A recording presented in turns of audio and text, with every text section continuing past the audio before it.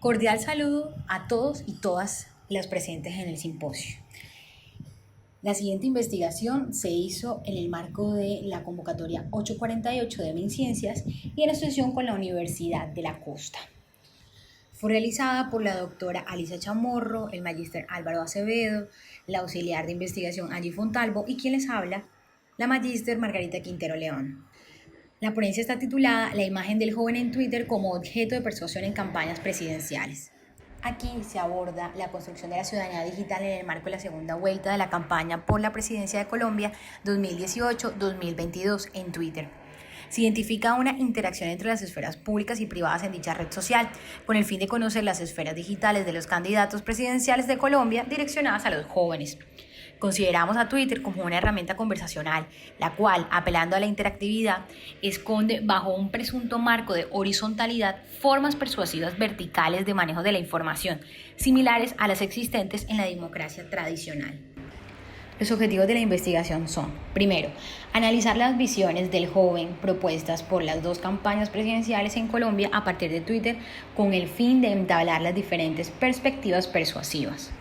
2. Identificar la relación entre esfera pública y privada en la construcción de ciudadanías digitales. 3. Examinar las formas retóricas utilizadas en las campañas dirigidas a los jóvenes y sus incidencias en la configuración de un actor político.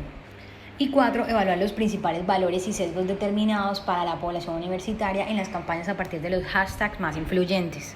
La metodología está bajo un paradigma cualitativo, en el cual se tuvo en cuenta la revisión bibliográfica como soporte teórico para la confrontación de las hipótesis, el análisis de contenido en los perfiles de los candidatos y sus respectivos partidos políticos durante la segunda vuelta presidencial en Twitter, a partir de 6 categorías, que fueron paz, medio ambiente, participación, género, educación y primer empleo.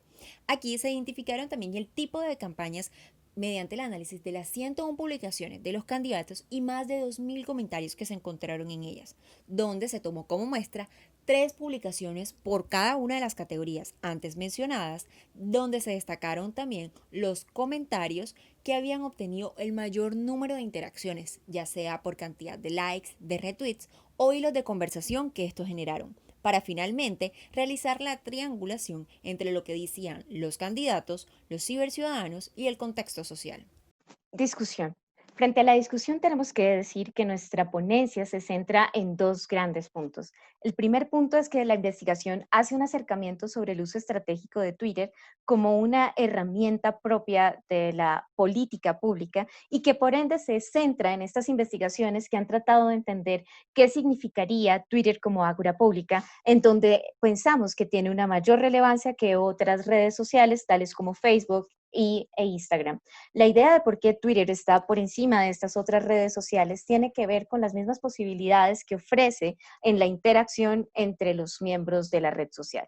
Ahora bien, la gran pregunta que surge es si en este sentido Twitter funciona como una ágora en donde es un espacio público o si más bien estaría relacionado con lo que Hannah Arendt en su texto clásico nos habría dicho de la condición humana, de espacios públicos que parecen más cercanos a la plaza del mercado en donde se están comerciando ideas en este caso y no realmente un espacio en donde se permita el desarrollo de la pluralidad humana y el desarrollo de una verdadera comunicación activa.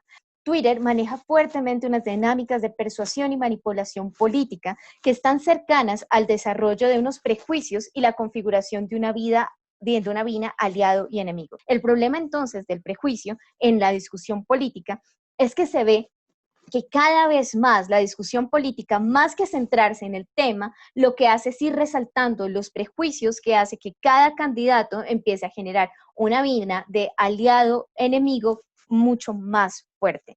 En este sentido, estas categorías de análisis que vamos a presentar en adelante son las siguientes: paz, medio ambiente, participación, género, educación y primer empleo. El uso de estas categorías se basó en el análisis de cuáles eran los temas más importantes para la población, es decir, los jóvenes, y cuáles fueron aquellas que tuvieron mayor recepción y mayor trabajo.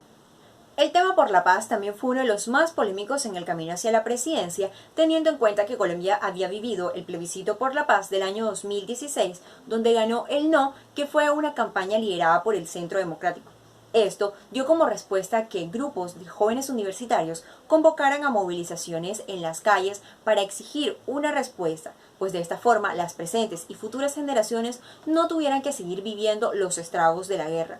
Toda esta polémica finalizó el 26 de septiembre del mismo año con la firma del Acuerdo por la Paz entre el grupo guerrillero de las FARC y el gobierno nacional, dejándose a Colombia como un país dividido entre el sí y el no, algo que también fue aprovechado por los candidatos a la presidencia.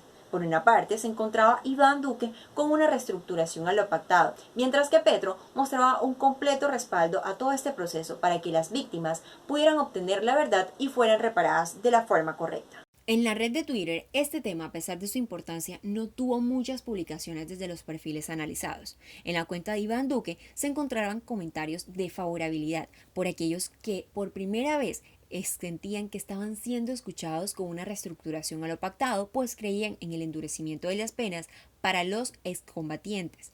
Y también esos comentarios de desconfianza por sus palabras, pues nuevamente lo relacionaban con la campaña del no que fue liderada por su partido político, el Centro Democrático, además de mencionar que una reestructuración a lo pactado podría destrozar completamente los acuerdos de paz.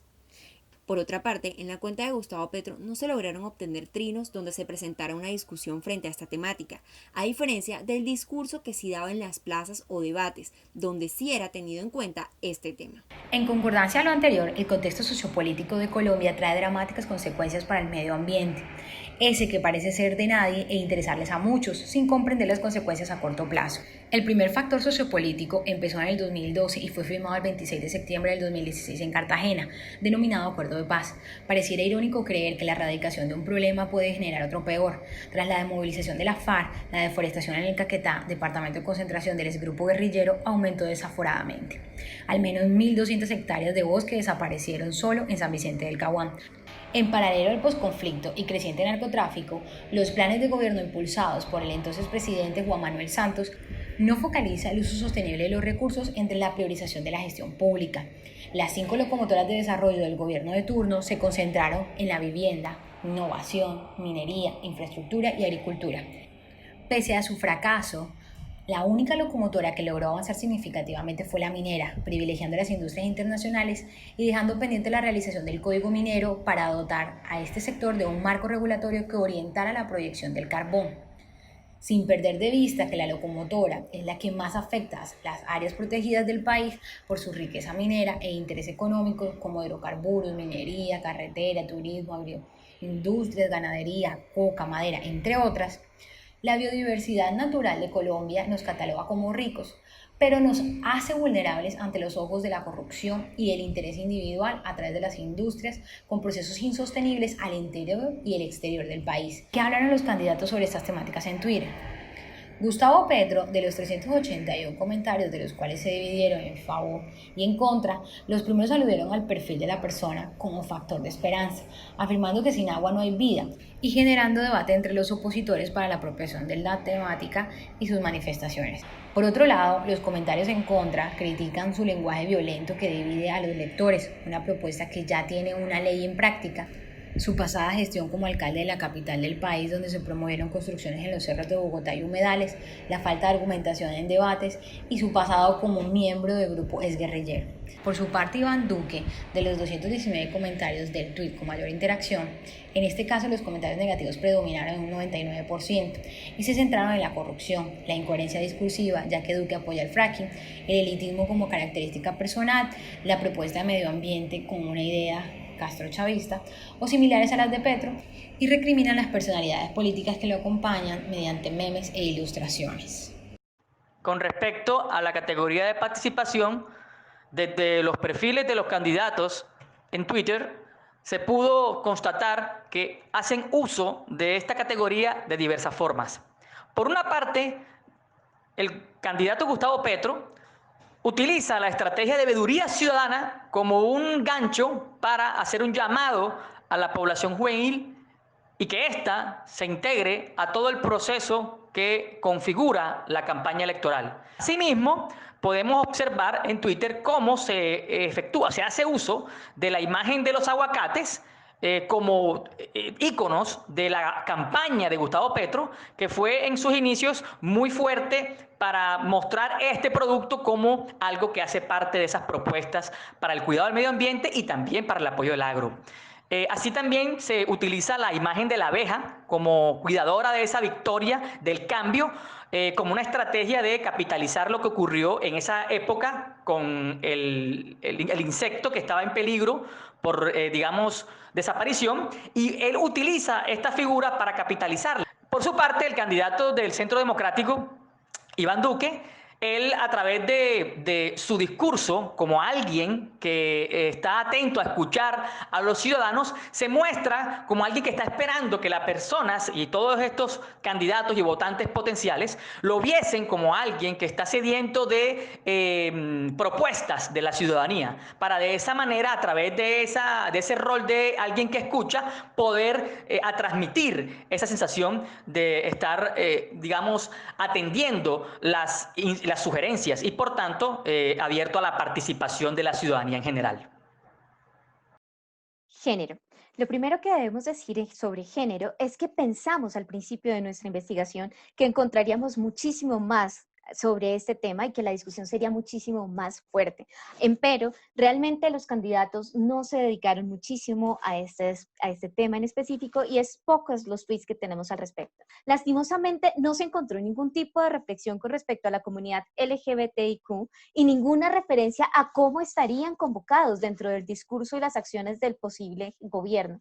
En este sentido, lo que podemos decir al respecto es que el tema que más resaltó fue la selección de las dos campañas por una mujer como vicepresidenta, mostrando todo el tiempo que sería aquella vicepresidenta la cara resuelta del encuentro de género en las campañas. En este sentido, nuestra gran ambigüedad y pregunta que queda para la discusión es si realmente habría existido una campaña relacionada con el género y con el feminismo o si estamos a puertas de una cuestión denominada como un tokenismo, es decir, como un simple símbolo o este sentido de florerismo, que quiere decir que es una inclusión simbólica, como algunas alusiones pequeñas y superficiales, pero no realmente una discusión de unas políticas inclusivas o de un trabajo de género dentro de las campañas políticas. La educación parece ser uno de los temas fundamentales para los jóvenes, puesto que están en el momento específico en donde empiezan a decidir sobre sus vidas y se nota la educación pública y universitaria